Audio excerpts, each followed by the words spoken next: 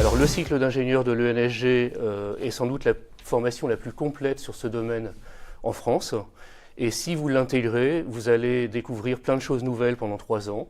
Vous allez acquérir des compétences qui vous serviront ensuite et vous permettront de trouver un travail sans aucun problème parce que la demande est très forte. On peut travailler dans les transports, dans l'environnement, les énergies, les réseaux, c'est très large. L'école est adossée à une école doctorale et possède des équipes de recherche assez nombreuses. Il y a une vraie spécificité de l'école, donc on a de nombreux stages où on va sur le terrain. Toi, tu l'avais réalisé où ton stage? En Finlande, à Helsinki. Il faut avoir le goût de l'informatique et il ne faut pas être réfractaire à l'utilisation d'un ordinateur. On a travaillé sur un sujet pour détecter les dépressions qui existent dans les plateaux karstiques.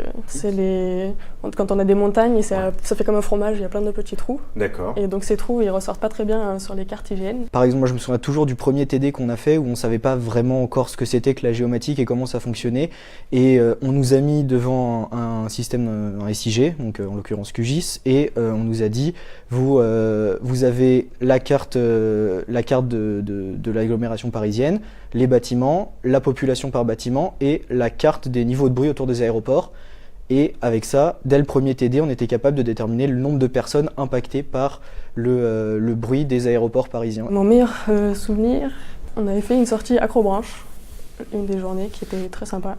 Il y avait du paintball, de l'acrobranche, une petite course d'orientation. On avait bien rigolé tous ensemble et ça permettait de rencontrer tout le monde. En termes d'association, il y en a déjà au sein de l'école, que ce soit par exemple un club drone, le bureau du sport, le bureau des élèves, le bureau de... Enfin oui, ils appellent ça le bureau des icos, il y a un groupe de gens qui font des jeux de rôle ou des jeux de société. Je viens de me rendre compte que j'ai une magnifique carte des vins de France, j'en suis très heureux. Merci beaucoup à l'IGN.